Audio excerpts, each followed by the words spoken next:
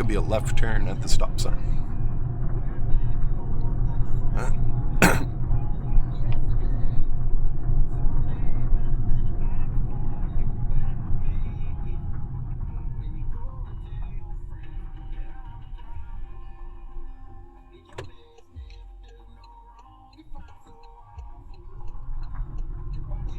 So the use of your signal, I've noticed you've been putting it on after you stop.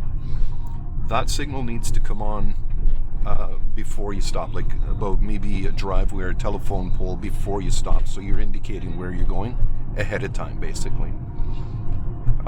They want that to flash at least 5 to 10 times before you come to a full stop.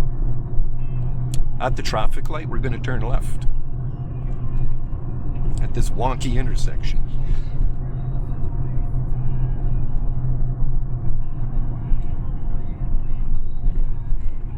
Yeah, signal.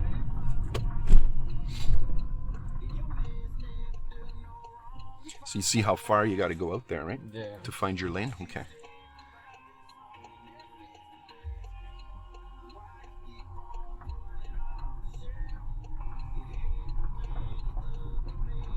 It's good without blocking any traffic that might need to turn right on.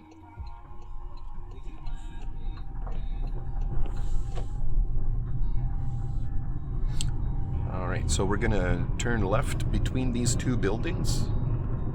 You see the one-way arrow sign there? It's all bent out of shape, right? Yeah. That happens downtown. I've seen people actually turn them right around and pointing the wrong way in front of the bus station downtown, so people were going the wrong way. Wow. That's why I don't trust an arrow. I don't navigate the one-ways just following the one-way arrows. I look for different clues that I've been showing you, the color of the line, the way the cars are parked, how many stop signs there are on each corner. Here at the stop sign, we're going to turn right.